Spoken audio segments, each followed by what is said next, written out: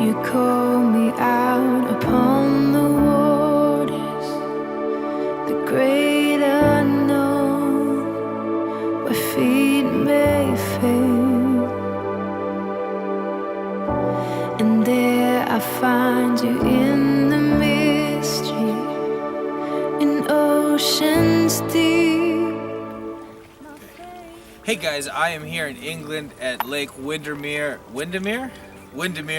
in the Lake District of England in Lancashire. My buddy Craig, who's from England, is filming. Why don't you say hi, Craig? Hi, Craig. You hear that act? Can you even tell what he's saying, guys? Anyway, being here at the lake reminds me of a certain story in the Bible, and I want you to go ahead and turn there to Luke chapter 8, and we're going to talk about a story that takes place on a lake, since we are at a lake. So we just were on a boat, but it was raining, so we decided to wait and film it once we got off. So Luke chapter 8, verse 22, go ahead and turn there, and we're going to read it. I'm in the Women's Devotional Bible here, NIV, Luke 8, 22. This is what it says.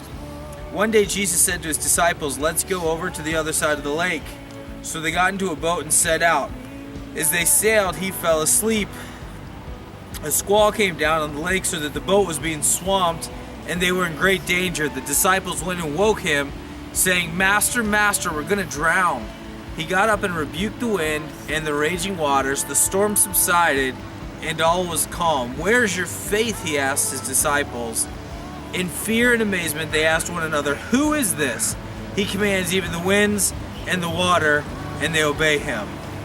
So we've been talking the past few months really about following Jesus and what it looks like on a day-to-day basis. And we talked about having faith. We talked about the story of Peter walking on the water. And tonight we're talking about trust and this idea of trusting Jesus in the storm, in a sense. So we're going to talk a little bit about that, and then hopefully be able to apply that to your lives and to our lives, and to be able to trust Jesus as we follow him, to trust him with our lives, and to trust that he will fulfill his promises and do what he says. So in the story, we have Jesus getting on a boat with his disciples. They're in the lake, and he fell asleep. Now, I was just on a boat out here on the lake, and I almost fell asleep. Craig did fall asleep because it was comfortable. It was just this nice and peaceful environment. But then a storm comes down on the lake.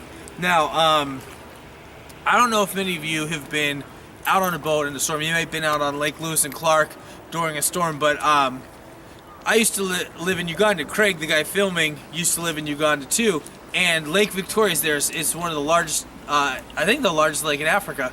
And where we used to work, you would get on this boat and go across from this village called Gaba to another place called Bethany Village.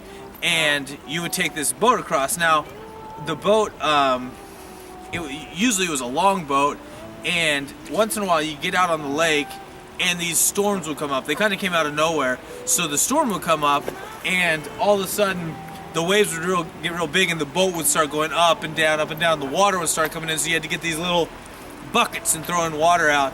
And it got kind of sketchy once in a while. So as you're out on the lake, you know, the storm came up, all you were thinking about was keeping the water out and getting to shore safely. And in this story where the storm comes, these guys, the disciples, were fishermen, so they were used to being on the lake. They were used to being in boats. So it had to have been quite a storm to cause them to worry a little bit. And meanwhile, while they're scared, while they're on the lake, Jesus is sleeping. I apologize. They're like geese and swans everywhere. Hey guys, how you doing? They're interested in the Bible too. See. Anyway, so Jesus is sleeping during the storm. And the disciples are so scared, they finally can go wake up Jesus and say, "We're going to drown. The boat's going to get sunk. We're out here. We're toast." And Jesus gets up, rebukes the wind and the waters, and the storm calms down. Now this is really interesting because what happens is the disciples have seen Jesus showing his power over the supernatural world by casting out demons, healing people. Here they see him show his power over the natural world and calming a storm. Now, if there was a storm right now, it was raining a little early, but if it started storming and the wind started blowing, and I heard Craig say, if I heard Craig rebuke the wind, Craig, could you rebuke the wind for us? Yeah, wind, stop it. See, if he said that and then it stopped, that would be pretty impressive. But I don't expect that to happen. But you see, Jesus did that. He stopped. He rebuked the wind and it stopped. And so he was showing his power over nature to these disciples. And then he asked them, he says, where is your faith? Because he'd been teaching them this idea that he is God. He has the power over the supernatural, the power of the natural. And he says to them, where's your faith? And so I want to ask you tonight about our faith. Is your faith in Jesus? And do we trust him?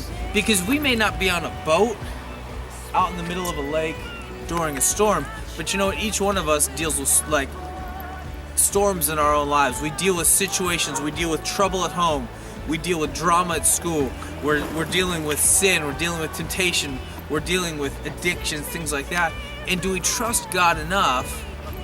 Do we have enough faith in him to be able to be peaceful in that storm, to trust that he will carry us through the storms of life? Because throughout life you're going to face different challenges. You're going to face different scenarios. Some are brought about by our own choices. Some things are out of our control. But Jesus is saying to us, just as he says to the disciples, he wants us to trust him through that storm. He wants us to look around us and say, you know, the water's raging. Things are going crazy all around me, but I'm not going to fear. I'm going to have faith in him.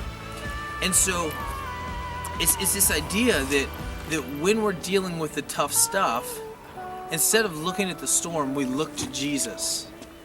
Instead of looking at the storm around us, we look at who is with us. Because you see, the disciples, all they saw was the storm.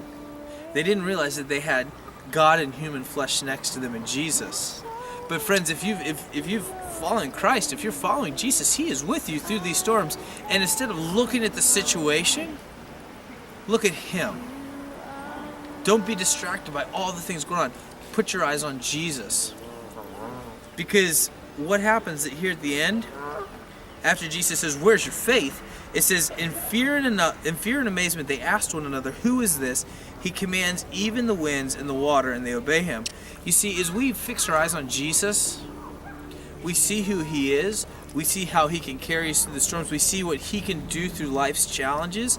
And as we do that, we will be amazed by him. You'll be amazed by what Jesus has done.